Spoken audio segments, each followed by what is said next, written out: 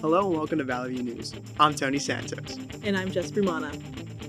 Election Day is just around the corner, and nearly 4 million voters in California have already cast their vote.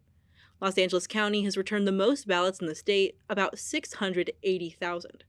The county registrar says this is low compared to the last presidential election, but record voter turnout is still expected nonetheless. Online voter registration ends November 4th, but you can still register in person on Election Day. Attempted assaults on democracy occurred across multiple cities in Washington and Oregon over the weekend. Ballot boxes in Portland and Vancouver, right across the state border and Columbia River, were set on fire. Law enforcement says they believe the two incidents are connected. The vehicle involved has reportedly been identified and an investigation is underway. Vice President Kamala Harris and presidential nominee Donald Trump try to make a final push for their campaigns with early voting in full swing. Harris campaigned in Philadelphia, promising to win the presidential election last weekend. Despite polls showing a neck-and-neck race, Harris's supporters are confident she'll win. Pro-Palestinian protesters disrupted the beginning of Harris's remarks, prompting boos from the people before the demonstrators were escorted out. Meanwhile, 20,000 out-of-towners filled Madison Square Garden for Trump. The former president described the U.S. as an occupied country because of the surge in immigration at the southern border and emphasized his plans to impose tariffs on foreign imports and companies that outsource production. His campaign brought out a number of high-profile speakers, including Elon Musk, to excite the crowd. Comedian Tony Hinchcliffe is receiving backlash following controversial statements he made at the rally. Believe it or not, people, I welcome migrants to the United States of America with open arms. And by open arms, I mean like this.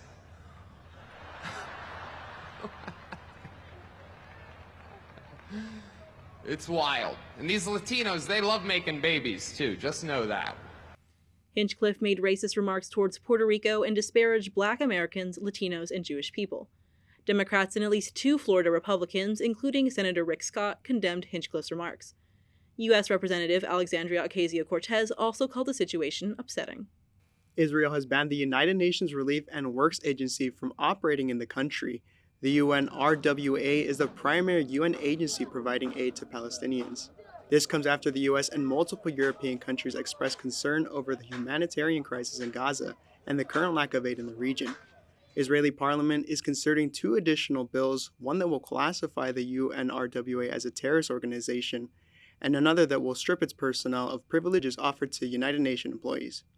Los Angeles District Attorney George Gascon is awaiting a court decision that would make Eric and Lyle Menendez eligible for parole immediately.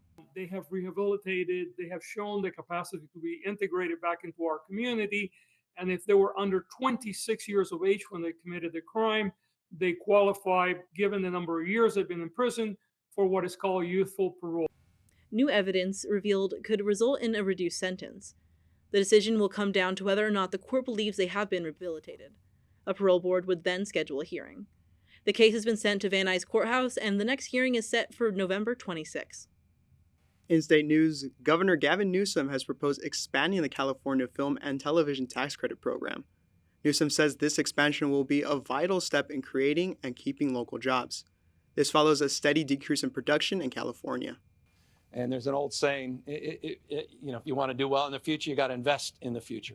And so this is about investing in the future of this industry, future of the state, the values we hold dear, investing in our creativity, this great cultural export, and investing in the men and women in closing you see behind me. This expansion would be more than double the available funds and make the program the largest of its kind in the U.S. After the Aliso Canyon gas leak, which released methane across the San Fernando Valley, activists are calling for the closure of the facility that caused it. Our Tony Santos has more on how the activists are making their mark. So I'm currently standing here at the corner of Tampa and Rinaldi here in Porter Ranch because, as you can see right behind me, several people have gathered to beg Governor Newsom to shut down Aliso Canyon. No more lies, no more leaks. It's time to shut it down. Shut Aliso down. Shut Aliso down. Shut it all down. Shut it all down. People are very tired. They're very fed up having to constantly beg your own governor to care about prioritizing public health over making a fossil fuel company richer and richer and richer gets so exhausting. This is, of course, the 9th year anniversary of what is deemed as the biggest methane and palytoxin blowout in U.S. history from SoCalGas's Eliza Canyon gas storage facility. Residents and climate activists are hopeful that Governor Newsom and the Public Utilities Commission will shut it all down by 2027. And we've had Governor Newsom himself personally send me a text message saying he's going to shut this down. And now we need to have him fulfill that promise. From Porter Ranch, Tony Santos, Valley View News. Tony, thank you. Dia de los Muertos is later this week, and families have started building their ofrendas. Ofrendas, or altars, are to honor those loved ones who have died.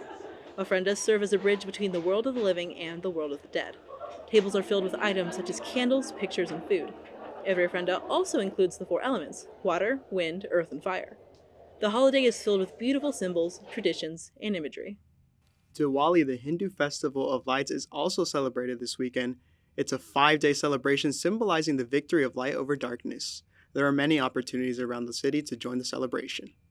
An educational resource summit was held last week for nearly 500 middle school students in the San Fernando Valley.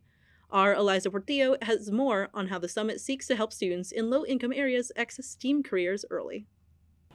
More than 400 middle school students were invited to attend the first San Fernando Valley Future Green Leaders Summit here in Silmar. To start their day of energy efficiency learning, students from across the San Fernando Valley were greeted by energy heroes at the Discovery Cube. Community members came together to raise awareness among students living in low-resource communities about green career opportunities available to them. It's about energizing our kids to think about what could I do to help in the green economy transition? What jobs are out there? So a lot of our exhibitors are talking to them about, jobs that they could possibly someday have that can help us as we transition to a more sustainable future. Held for the first time in the San Fernando Valley, the free event is an opportunity for middle school students to be exposed to technologies, sustainability, and energy efficiency through hands-on experiences. Many teachers say the event is truly for the kids. Today just makes me feel so overjoyed and elated. We're having a good time doing hands-on science. We're here learning about green energy, and the students are getting a real hands-on experience, which is wonderful. The Future Green Leaders Summit is in collaboration between local government, private industry, and higher education institutions. To support academic excellence, as well as college and career readiness, there were resource fair booths, STEAM exhibits, and performances. Booth leaders presented fun and interactive lessons to the students. Event organizers say the overall goal of the summit is for these young scholars to learn more about clean energy resources that reduce carbon emissions, create jobs, and efforts to create a cleaner, greener, healthier planet. I want to go to college, to study, to be an architect, because I like building, and part of that, requires, science, math, and, I like that type of stuff, so I really, hopefully, being here helps me, learn more about that and, get opportunities for that. Students even took part in breakout sessions inside the Discovery Cube where they were able to do things such as shop for healthy foods and recycle and reduce waste while playing games. And the Discovery Cube is open every day to the public from 10 a.m. to 5 p.m. Reporting in Silmar for Valley View News, I'm Eliza Portillo. Eliza, thank you. A few hundred children celebrated Halloween early last weekend at a trunk or treat event. Our Brianna Small has more on how the event continues to bring a sense of community for the holiday. Inglewood Southside Christian Church hosted a trunk or treat this past Saturday. Kids gathered around of all ages with their costumes. So Trunk or Treat Harvest Fest is where lots of people from different churches and different backgrounds, they come and show their support. I've been coming to Inglewood Southside Trunk or Treat Harvest Fest for about 15 years now, since I was a little girl. I'm Brianna Small reporting from Valley View News. Back to you. Brianna, thank you. The source for the E. coli outbreak in McDonald's Quarter Pounders was found to be onions. The CDC tested beef patties for the virus, and the results came back negative. Consumption of the popular menu item has resulted in 1 death and 75 people falling ill across 13 states. The onions in question are believed to be from a single provider. More to come on Valley View News. A baseball expert discusses the ins and outs on the historic series between the Dodgers versus Yankees. Is fall weather finally here? We'll tell you in our forecast. And is Fernando Valenzuela the Dodgers' lucky charm? This and more when we return. Don't go away. Welcome back. Our Los Angeles Dodgers continue to knock it out of the park in the World Series. Our Brianna Small sat down with Giselle Hassan to discuss the potential outcomes and the magnitude of the series itself. Thank you. Today I'm speaking with Giselle Hassan. Yankees are back in the World Series. How do you feel? Well, it's compelling for two reasons, obviously, Bree. Well, one, Yankees-Dodgers. Okay, they've met 11 times in previous World Series, and it's been 43 years since the teams have played. But the most compelling thing for this year immediately is two best teams in baseball. The Yankees had the best record in the American League. The Dodgers had the best record in the National League in baseball, and it's two traditional powers clashing for the World Series championship. And I know, as you mentioned, the Dodgers, we also want to mourn as well Fernando Valenzuela, who has died. Yeah, Fernando passed away, and I mean, just a whole legacy. Obviously, a Dodger icon, but also an icon for the city of Los Angeles, where you consider where the location of Dodger Stadium is. And I'm old enough to remember when that was all starting, and I was a very young baseball fan. And it was amazing because back then, it wasn't like it is today where you have 24-hour around-the-clock coverage. And I remember growing up on the East Coast, and Fernando would be the lead story. Once the Yankees and Mets were done, Fernando would be the lead story because of that amazing start he had.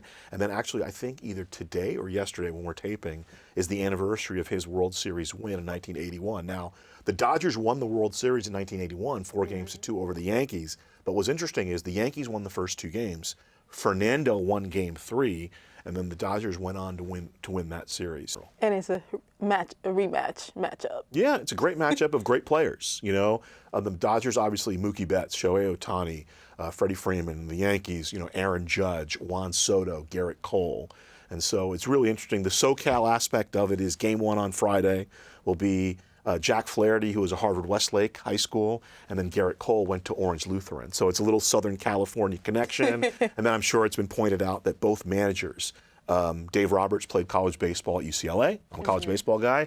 And Aaron Boone played college baseball at USC. So there's a lot of SoCal. It's like a confirmation. A lot of SoCal going on. Right now with USC and UCLA. Yes. It's like what could you say that has worked for them this season to get them this far? I think this goes for both teams. I mean, as far as from a Yankee perspective, the people, obviously, everybody talks about Judge and Soto, and deservedly so. But, Giancarlo Stanton was the MVP of the ALCS. And then, guys who who struggled a little bit for parts of the regular season, Alex Verdugo. People wanted him. They were like, let's play the rookie, Jason Dominguez instead. And he's been productive. Clay Holmes, the Yankees closer, he didn't have a great end of the season. He actually was removed from that role. He has played a big role. So, I forget, I think it was as Bill Plaschke or Shaken had written this morning that this series will more than likely, with all the superstars that are in it, right, it'll be decided by role players, guys who maybe you don't expect to have an effect on the series will more than likely have an effect on this series. Like, for example, in the Mets series, how the Dodgers bullpen really made them stand up. They were struggling in terms of starting pitching because of the injuries, but the bullpen really stepped up for the Dodgers and not only helped them win that series, but also I think played a big role in their win over the Padres.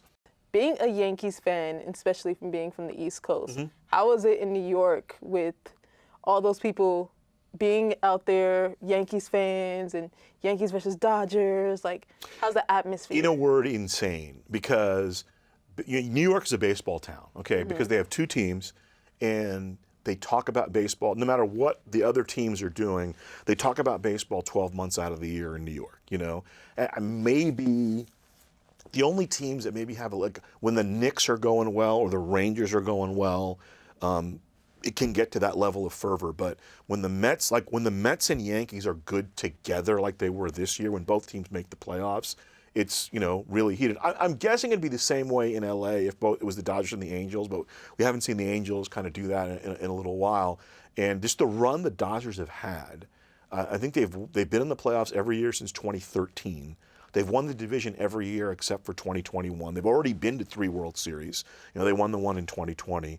So, and I've always believed, even though the success obviously now is self-evident, but I've always believed LA is kind of a Dodger town. As good as the Lakers always are, LA to me will always is a Dodger town. And it's just been exacerbated over the past decade because of the success they've had. And I know this is it's a big deal in New York too, but it's obviously a big deal. You get the Yankees, and the Yankee-Dodger rivalry goes back to, I know you said your family's from Brooklyn? Yeah, my family's from Brooklyn. Goes back to the Brooklyn days. Especially with my mom being a Yankees fan as well. Having followed the Yankees for a long time, this is the first time in a long time, especially in the postseason, where I think the opponent has a better bullpen. And the Dodger bullpen has performed better than the Yankee bullpen. Now, to be fair, the Yankee bullpen has been pretty good in the postseason, but they're talking about 4 and 5 game series, whereas the Dodgers had a 5-game series against the Padres and then a 6-game series against the Mets. So you worry about that a little bit. But I think the one advantage the Dodgers always have is their firepower. Freddie Freeman, Mookie Betts, Ohtani, Muncy, Erdman recently, everybody up and down that lineup. But the Yankees are used to the firepower playing in the American League, which will be interesting. So I really think this series comes down to the Yankees starting pitching, how much production can they get out of their starters versus how do the Yankees match up against that solid Dodger bullpen. And then the superstars, right? I mean, Ohtani, I've been waiting to see Ohtani in the postseason because I believe it would be unreal. And he's been very good, but not kind of that top level of guy that we know that he is. And then the injury to Freddie Freeman obviously factors into that because he's got to play first base. You can't DH him because of Ohtani. Hopefully the ankle's okay and he can play all the games. As far as the Yankees go, Aaron Judge wasn't particularly big in either of the series. It fell on Giancarlo Stanton and Juan Soto. So that'll be an interesting aspect. Do Ohtani and Judge kind of revert to the mean, right? Probably they did in the regular season. Thank you for coming thank you so much today. And back to you. Brianna, thank you. Tony, I don't know about you, but I am loving the weather lately. I love wearing long sleeves, and I'm glad we can finally be cool enough to do that. Oh, tell me about it. Now, I don't know about you folks at home, but I've been loving this weather as well. It's cool in the morning, cool in the night. You can't go wrong, and I think our Charlie Gonzalez is more on that, right, Charlie? I do indeed. Thank you, Tony. And I love the cold weather as well. Anytime the furnace turns on its own at home, it means that fall and winter are here. Let's take a look at the 7-day forecast starting in the San Fernando Valley. Temperatures this weekend and next week will range from the mid-60s about the low 70s. In the middle of the week, temperatures at night will hit lows of 47 degrees. At the beaches, expect some cooler temperatures ranging from the mid-60s to the 71 degrees. At night, the coast will be cool, ranging from the low to mid-50s. Transitioning to downtown Los Angeles, temperatures will be moderate all week, ranging from the mid to high 60s, and once the sun goes down, the temperature throughout the week will have a smaller range, only from 51 to about 54 degrees. Moving east to the Inland Empire, this week we'll see sunny skies, but it will be partly cloudy during the week. Temperatures in the mid to high 60s during the day, and from the low to high 40s at night. And don't forget, daylight savings begins on Sunday. Make sure to set your clocks back an hour Saturday night. When we come back, how the Dodgers honored Fernando Valenzuela during the World Series. Also, the Lakers are off to a hot start. Stay with us. Sport clubs and Matador Sports Network are in a period of transition. Charlie Gonzalez has more on where the program was and what it's aiming to add in the near future. Matador Sports Network and CSUN Sport Clubs are in a period in transition, with different employees leaving, as well as new projects being developed. Although students don't make spending decisions, management takes their ideas on how to improve broadcasts and help them come to fruition. It's something that not a lot of other sport club departments have, which makes it super crucial and unique to CSUN, and it wouldn't be feasible without the work of the students. It's the responsibility of veteran producers to foster a positive culture and make sure the new recruits are well equipped once they leave. The culture of the sports club, MSN specifically, is very welcoming. Everybody there is super fun, but they're also very good teachers as well. New additions to improve the sport club's program, short-term and long-term, are currently in the works. We want to see if we can add a shade structure for archery, so get that built on the north field, and then also this is going to be very far in the future, but start the talks of what it would take to get our own sport club's facility. The Student Recreation Center is home of Matador Sports Network and sport clubs. Anyone interested in starting a club or joining can always visit the MSN office right past the entrance to the left. From the Student Recreation Center, I'm Charlie Gonzalez. Back to you in the studio. Charlie, thank you. Tony, there is an elephant in the room, and I think it's wearing a blue Dodgers hat. I mean, what can I tell you? Dodgers, Dodgers, Dodgers. That's all there is to talk about. Or is it? More sports, right, Spencer? Isn't there much more to talk about besides the Dodgers? Right, we got a lot going on in sports. It's a great time to be an LA fan, but we have to talk about Fernando Valenzuela. As you guys know, he passed away, and we would like to send our condolences to the family of his. He passed away at 63 years old. Valenzuela was a Dodger legend who won 2 championships with the team. The Dodgers honored him before Game 1 of the World Series by placing a ball on the mound underneath his number. They're also going to be honoring him throughout the World Series and next season by wearing a patch on their jerseys. On to the game, it was electric to say the least. Let's get right to the end. 10th inning, bases loaded, 2 outs. Freddie Freeman heads to the plate, and in the shades of Kirk Gibson, he sends the first pitch he sees to deep right field for a walk-off grand slam. It's the first walk-off grand slam in World Series history. After a season where he has dealt with health issues with his son and a sprained ankle, he and his wife are now giving away 2 World Series tickets on their Instagram. Game 2 of the World Series came right down to the end as well. Freddie Freeman, Teoscar Hernandez, and Tommy Edman each homered. Fast forward to the top of the 9th inning, the Yankees had the bases loaded with 2 out. Alex Vesia came into the game, and it only took 1 pitch to get a flyout and a 2-0 series lead. The Dodgers are set to head to the Bronx for games 3 through 5. Shohei Ohtani is expected to play going forward despite suffering a shoulder injury. The NBA season is also underway, and LeBron James and the Lakers are already making history. LeBron and his son Bronny became the first father-son duo to take court in NBA history. The Lakers started the season 3-0 with wins over the Timberwolves, Suns, and Kings. Against the Kings, LeBron finished with a triple-double, scoring 32 points and totaling 14 rebounds and 10 assists. Anthony Davis is also having a strong start to the season, averaging 34 points and 11 rebounds. The Clippers are starting their new season in the newly built Intuit Dome in Inglewood. They will also be without Kawhi Leonard for the foreseeable future. They started their season 2-1 with back-to-back wins over the Nuggets and Warriors. James Harden appears to be the focal point of the offense, averaging 25 points and 11 assists per game. Norman Powell is also having a hot start to the season, averaging over 24 points per game. Meanwhile, Week 8 of the NFL season is in the books. The Rams kicked it off with a 30-20 win over the Vikings, but not without some controversy after a no-call face mask penalty that essentially sealed the game. Wide receivers Puka Nacua and Cooper Kupp made their return to the field after dealing with injuries the past couple of weeks. They combined for 157 yards on 12 receptions and a touchdown. They are set up for a divisional battle against the Seahawks next week. The Chargers hosted the Saints this week. In what was a tightly contested first half, the Chargers were able to pull away in the second half, winning 26-8. Quarterback Justin Herbert finished with 279 yards and 2 touchdowns, both of which he found wide receiver Ladd McConkey. The Chargers are set to travel to Cleveland for a matchup against the Browns. Switching to college, USC won comfortably against Rutgers 42-20. Quarterback Miller Moss tossed for 308 yards and 2 touchdowns. Running back Jaquavius Marks also contributed 3 touchdowns of his own. They improved to 4-4 on the season and are set to travel to Washington for a Big Ten matchup. On the ice, the Anaheim Ducks lost to the Devils 6-2.